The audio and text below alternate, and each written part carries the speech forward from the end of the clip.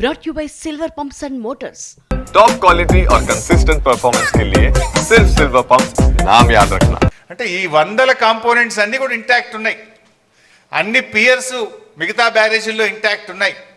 And కాళేశ్వరంలో black wise కట్టాం మనం. జనరల్గా ఏదైనా ఒక బ్రిడ్జ్ కానీ ఏదైనా ఉంటే ఒక పియర్ పోతే మొత్తం బ్రిడ్జ్ పోవాల్సి వస్తుంది. కానీ ఇలా మేడిగడ్డలో దేర్ ఆర్ 7 బ్లాక్స్. సో ఒక్కొక్క బ్లాక్లో కొన్ని పియర్స్ ఉంటాయి. ఓవరాల్గా 85 పియర్స్ ఉన్నాయి. ఏదైనా రిస్టోరేట్ చేయాలంటే ఒక బ్లాక్ను రిస్టోర్ చేస్తే మొత్తం బ్యారేజ్ ఇంటాక్ట్ ఉంటుంది. ఈ విషయం నేను చెప్పడం లేదు, ఎన్డీఎస్ఏ రిపోర్ట్లో కూడా చెప్పారు. అది కూడా నేను ముందు మీకు చూపించేస్తాను. సో నెక్స్ట్, అయితే ఈ మధ్యకాలంలో మీరు చూస్తే ఇది మొత్తం కాళేశ్వరం యొక్క సమగ్ర స్వరూపం. ఏం బాబు ఇది రావట్లేదు.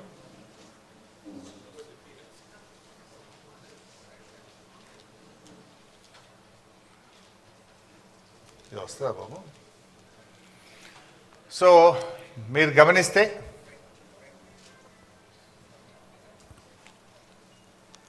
లేదు, బ్యాక్ పైన వస్తుంది కానీ దీని మీద రావట్లేదు.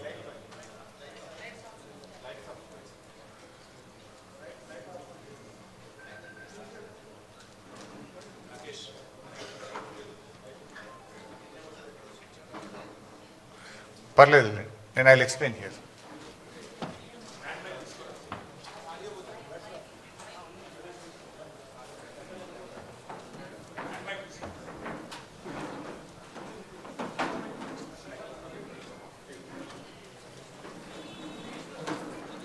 మీరు గమనిస్తే ఇందులో యాక్చువల్గా తమ్మిడిహట్టి ఆ పైన, దిస్ ఈజ్ తమ్మిడిహట్టి. ఈ తమ్మిడిహట్టి దగ్గర నీళ్లు లేకపోతే మనం తమ్మిడిహట్టి ఈ సోర్స్ నుంచి ఇక్కడ ఎల్లంపల్లికి నీళ్ళు తెచ్చుకునే ప్రొవిజన్ ఉండేది. తమ్మిడిహట్టి నుంచి ఎల్లంపల్లికి నీళ్లు అవకాశం లేదు కనుక, నీళ్లు తక్కువ ఉన్నాయి కనుక తమ్మిడిహట్టి నుంచి మనము మేడిగడ్డకు రావడం జరిగింది. This is Medigadda, this is Annaram, then this is Sundilla. Sundilla నుంచి మనం ఎల్లంపల్లికి తెచ్చుకుంటాం. మారింది ఓన్లీ ఒకటే సిస్టమ్. తమ్మిడిహట్టి నుంచి ఎల్లంపల్లికి నీళ్ళు వచ్చే బదులు మేడిగడ్డ నుంచి ఎల్లంపల్లికి నీళ్లు తెచ్చాం. మారింది ఒకటే. ఇది మిగతాదంతా కూడా ఆల్రెడీ ఇంటాక్ట్ ఉన్నటువంటి సిస్టమే. ఇది కూడా ఎందుకు మార్చాము అనేది నేను ముందు ఎక్స్ప్లెయిన్ చేస్తాను. అంటే దానికంటే ముందు నేను చెప్పాల్సింది ఏంటంటే, కాళేశ్వరం యొక్క గొప్పతనం ఏంటంటే, కాళేశ్వరంకు దేర్ ఆర్ 3 సోర్సెస్. ప్రతిసారి మేడిగడ్డ నుంచే మనము నీళ్లు తీసుకురావాల్సిన అవసరం లేదు. పైన ఎస్ఆర్ఎస్పిలో బ్రహ్మాండమైనటువంటి వరద వస్తే, ఎస్ఆర్ఎస్పి ప్రాజెక్టుకు నీళ్ళు వస్తే, ఎస్ఆర్ఎస్పి నుంచి మిడ్ మానేరుకు డైరెక్ట్గా నీళ్లు తెచ్చుకుంటాం. మిడ్ మానేరుకు ఎస్ఆర్ఎస్పి నుంచే నీళ్ళు వస్తాయి.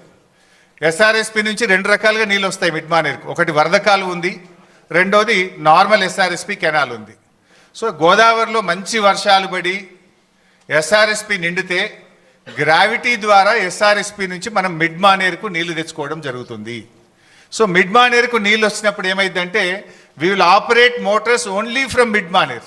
మన పంపింగ్ స్టేషన్స్ మిడ్ మానేర్ నుంచి వాడి అన్నపూర్ణ రిజర్వాయరు, రంగనాయక్ సాగర్ రిజర్వాయరు, తర్వాత మన మల్లన్న సాగర్, తర్వాత కింద కొండపోచమ్మ సాగర్, ఇవన్నీ కూడా మనం ఆపరేట్ చేస్తాం. ఇది మల్లన్న సాగర్, ఇది రంగనాయక్ సాగర్, ఇది Annapurna, then this is mid Maner.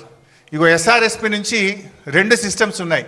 ఇది వరద కాలువ ద్వారా నీళ్ళు వస్తాయి, 2 ఎస్ఆర్ఎస్పి కెనాల్ ద్వారా కూడా నీళ్ళు వస్తాయి. సో మనకు ఎప్పుడన్నా గోదావరిలో మంచి వరద వచ్చినప్పుడు, మంచి వర్షాలు వచ్చినప్పుడు మనము ఈ మేడిగడ్డ ఆపరేట్ చేయము, ఎల్లంపల్లి కూడా ఆపరేట్ చేయము. డైరెక్టు ఎస్ఆర్ఎస్పి నుంచే మిడ్ మానేరుకు గ్రావిటీ ద్వారా నీళ్ళు వస్తే ఇక్కడి నుంచి మాత్రమే పంపింగ్ సిస్టమ్ను ఆపరేట్ చేసుకునే ఫెసిలిటీ ఉంది. Point number 1.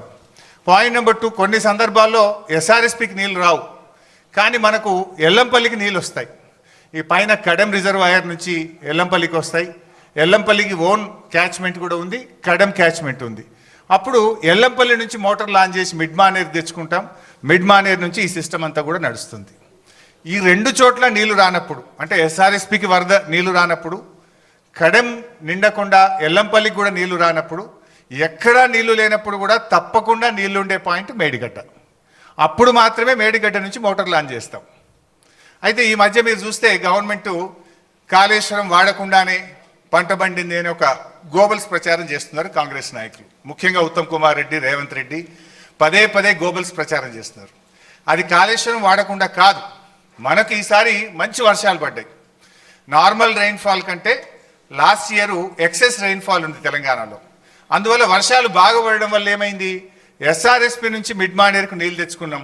మిడ్ మానేర్లో పంపు చేసి అన్నపూర్ణ, రంగనాయక సాగర్, మల్లన్న సాగర్, కొండపోచమ్మ సాగర్ ఇవన్నీ కూడా నింపినాం ఈసారి.